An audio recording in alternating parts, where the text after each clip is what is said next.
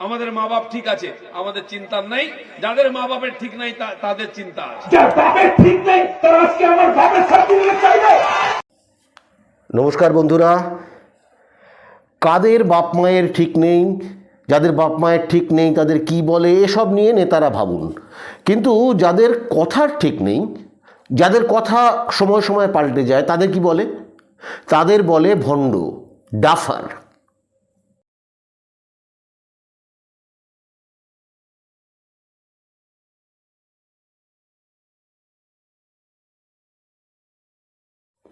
বিখ্যাত ইতিহাসবিদ সীতারাম গোয়েল, তিনি কমিউনিস্টদের বিরুদ্ধে, তিনি কংগ্রেসের বিরুদ্ধে, গেরুয়া বাহিনীর পছন্দের ইতিহাসবিদ, হিন্দুত্ববাদী ইতিহাসবিদ।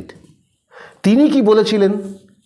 তিনি বলেছিলেন, the RSS, the biggest collection of duffers that ever came together in world history.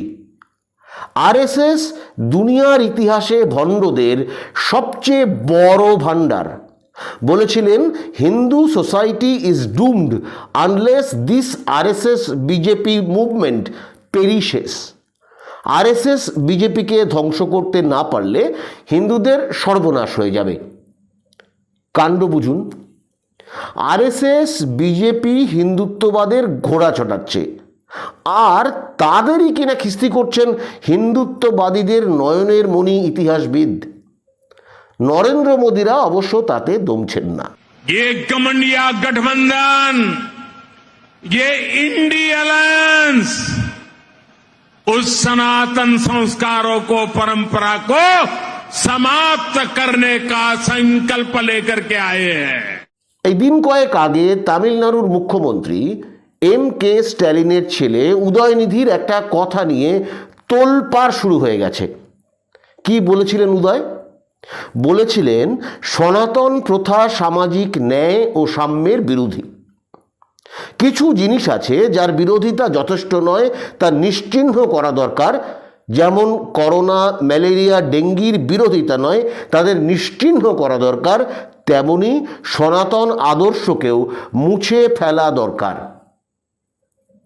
অনেকে সনাতন ধর্ম আর হিন্দু ধর্মকে মিলিয়ে ফেলেন। সেই সুযোগটা কাজে লাগাতে চাইছে বিজেপি। প্রধানমন্ত্রী নির্দেশ দিয়েছেন, কোমর বেঁধে নেমে পড়ুন। নিজে নেমে পড়েছেন, তার সঙ্গী সাথীরাও নেমে পড়েছে। इस देश की संस्कृति का, इस देश के इतिहास का, सनातन धर्म का अपमान कर रहे हैं।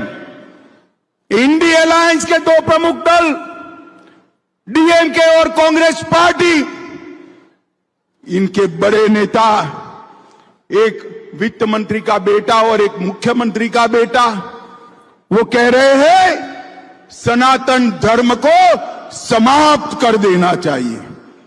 मुझे बताओ भाई, सनातन धर्म को समाप्त करने के लिए आप तैयार हो क्या? अरे जोर से बोलो, तैयार हो क्या? আচ্ছা, ঘুরে ঘুরে এত প্রচারের দরকারটা কি বলুন তো? ডিএমকে সাধারণ সম্পাদক এ রাজা, তিনি বলেছেন, অমিত শাহকে ওপেন চ্যালেঞ্জ করছি, সনাতন ধর্ম নিয়ে দিল্লিতে হোক একটা ওপেন ডিবেট। অমিত শাহ বা বিজেপির অন্য কেউ সেখানে থাকবেন, আর ডিএমকের লোকেরা থাকবেন। লাখখানেক লোক শুনবেন সনাতন ধর্ম নিয়ে ওই ডিবেট। তারপর দেশের মানুষই ঠিক করবেন কে ঠিক। আমি তৈরি, ডিএমকে তৈরি, অমিত শাহ রেডি। অমিত শাহরা সেই কথার কিন্তু উত্তর দেননি।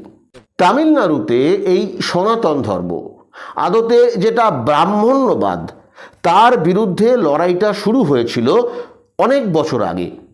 যে বছর আরএসএস জন্ম নিয়েছিল 1925 সালে, সেই বছর তামিলনাড়ুতে আত্মসম্মানের আন্দোলন শুরু হয়েছিল, যার নেতৃত্বে ছিলেন ভারতীয় সমাজ জীবনের অন্যতম শ্রদ্ধেয় চরিত্র ই.ভি. রামস্বামী, যাকে আমরা পেরিয়ার নামে বেশি চিনি।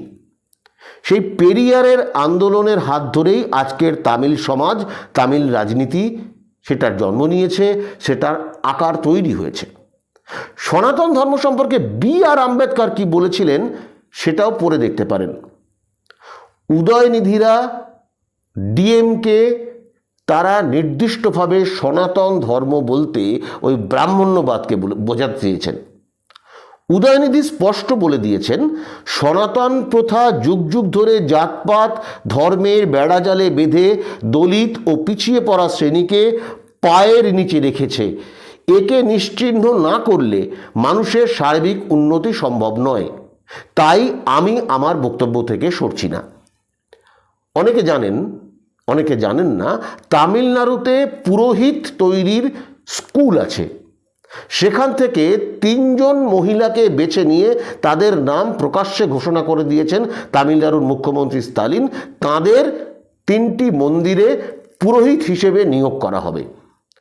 ছেলের মন্তব্যের পরিপ্রেক্ষিতে তামিলনাড়ুর মুখ্যমন্ত্রী বলেছেন, নরেন্দ্র মোদীরা চাইলে আরএসএস প্রধান মোহন ভাগবতের সঙ্গে কথা বলতে পারেন।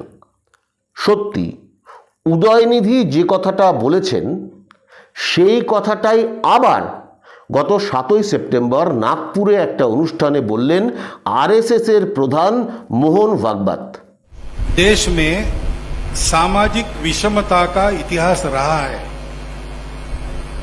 और हमने अपने ही समाज के बंधुओं को सामाजिक व्यवस्था के तहत पीछे रखा। उनका जीना पशु समान हो गया तो हमने चिंता नहीं की और ऐसा कम से कम 2000 वर्ष चला ही है। धीरे धीरे महाभारत में ऐसे उदाहरण मिलते हैं जात पात के उल्लेख से। उनको अपने बराबरी में लाने तक उनको कुछ विशेष उपाय करने पड़ेंगे। ऐसा वो आरक्षण लागू किया है। इसलिए जब तक वो भेदभाव है तब तक उसको चालू रहना चाहिए। দলিতদের সংরক্ষণের পক্ষে বলতে গিয়ে আরএসএস প্রধান কি বললেন?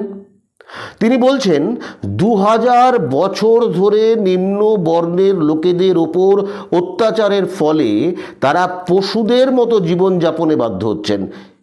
এই প্রথম না, আগেও এরকম কথা বলেছেন ভাগবত। এই কথাটাই তো উদয়নিধি বলছেন। तो क्या हम ये विचार नहीं कर सकते कि आज तक 1000 वर्ष, 1500 वर्ष, 2000 वर्ष जिन्होंने सहन किया, सहन ही करते आए और क्या, सब सहन करके भी हिंदू समाज के अंग बनकर रहे। 1000 साल उन्होंने सहन किया, हम 100 साल सहन नहीं कर सकते। अब नीचे वाला अगर हाथ ऊपर कर रहा है और उठने की चाह रख रहा है तो ऊपर वाले अगर एक समाज के हम है तो एक कर्तव्य है ना हमारा झुकना, कर्तव्य है, वो करना चाहिए। दिल पर पत्थर रखकर कहना चाहिए, थोड़ा हमने भी सहन करना चाहिए। और इसी को धर्म कहते हैं। धर्म की जो इथिक्स है, धर्म की जो मूल्य है, वैल्यूज है, वो यही है। সীতারাম গোয়েলের কথাটা আরেকবার বলি। The RSS is the biggest collection of duffers that ever came together in world history. RSS হলো দুনিয়ার বৃহত্তম ভণ্ডের ভাণ্ডার। এই মোহন ভাগবত 2015 সালে আরএসএস এর মুখপাত্র, অর্গানাইজার ও পাঞ্চজন্যের সাক্ষাৎকারে বলেছিলেন, সংরক্ষণ থাকা উচিত কিনা সেটা বিবেচনা করতে অরাজনৈতিক ব্যক্তিদের নিয়ে একটা কমিটি তৈরি করতে হবে। সামাজিকভাবে পিছিয়ে পড়াদের জন্য সংরক্ষণ সংবিধানের মূল ভাবনার সঙ্গে সঙ্গতিপূর্ণ নয়। মানে আজকে যা বলছেন 2015 সালে ঠিক উল্টো কথা বলেছিলেন। गुरु गोलवलकर ने जो लिखा है पंच ऑफ थॉट में वही मोदी कर रहे हैं, वही गुरु कर रहे हैं मोहन भागवत। সেবার বিহারের ভোটের মুখে মোহন ভাগবত সংরক্ষণ তুলে দেওয়ার কথা বলায় বিজেপিকে নাকের জলে চোখের জলে হতে হয়েছিল। बिहार के दलितों को, बिहार के महादलितों को, बिहार के पिछड़ों को, बिहार के अति पिछड़ों को आज मैं विश्वास दिलाता हूं कि आप में से रत्ती भर आरक्षण कोई छीनने की कोशिश करेगा, मोदी आपके आरक्षण की सुरक्षा के लिए अपनी जान की बाजी लगा देगा।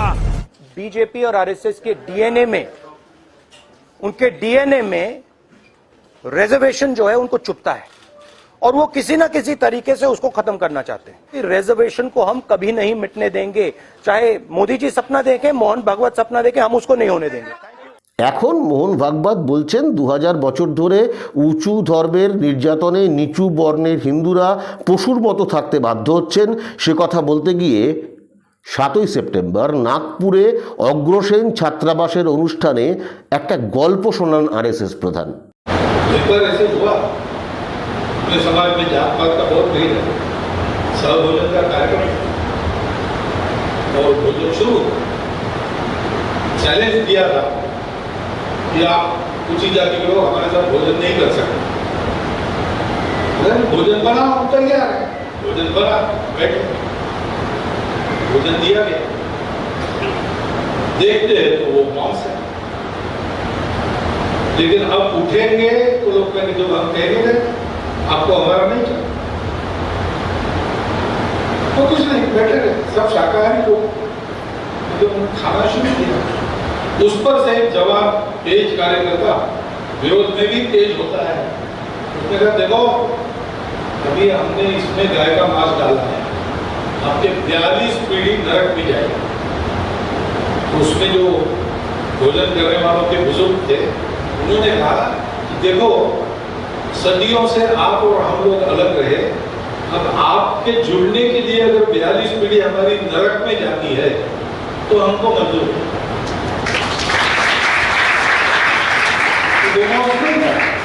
उधर के बुजुर्ग खड़े हो गए, उन्होंने डांटा जवानों को, कहा कि वो मांस तो है तो दूसरा भी बनाए वो हम लाते हैं, तो परीक्षा आपकी इन लोगों के लिए, लेकिन ऐसी परीक्षा नहीं लेना चाहिए। গোমাংস খাওয়া সম্পর্কে বেদে কি আছে, বিবেকানন্দ কি বলেছেন সেসবের মধ্যে ঢুকছি না। ভাগবত যা বললেন শুধু সেটা নিয়েই কথা বলতে চাইছি। প্রথম কথা, ভাগবত বললেন নিম্ন বর্ণের হিন্দুরা গোমাংস খান, মানে হিন্দুরা গোমাংস খান। 2, নিচু বর্ণের সঙ্গে সাম্য আনতে উঁচু বর্ণের হিন্দুদেরও গোমাংস খাওয়ার পরামর্শ দিলেন, মানে হিন্দু ধর্মে গোমাংস ভক্ষণ, গোমাংস খাওয়া সেটা নিষিদ্ধ নয়। শুরুতেই বলেছিলাম যার কথার ঠিক নেই তাকে ভণ্ড বলে। এই মোহন ভাগবত আগে গোরক্ষার পক্ষে জোরালো সওয়াল করেন, গোরক্ষা বাহিনীকে সাবাস দেন, দেশ জুড়ে গোহত্যা নিষিদ্ধ করার দাবি তোলেন। প্রবীণ সাংবাদিক করণ থাপারের সঙ্গে দিল্লির প্রাক্তন লেফটেন্যান্ট গভর্নর শিক্ষাবিদ নাজিব জংয়ের ইন্টারভিউটা শুনুন। So is he saying that beef eating should stop in India? He said very clearly that we know the compulsions in Goa or in the Northeast, but in the rest of India, we certainly mean that beef eating should stop. দেখুন, কে কি খাবেন কি পরবেন সেটা তার ব্যক্তিগত ব্যাপার। এই খাওয়া পরার ব্যাপারটা মূলত নির্ভর করে আবহাওয়া এবং আর্থিক অবস্থার উপর। এখন বিজেপির সঙ্গী রামদাস আটওয়াল কয়েক বছর আগে সর্বোদয় আন্দোলনের সময় বলেছিলেন 1 কিলো ডালের দাম 1 কিলো বিফের 5 গুণ।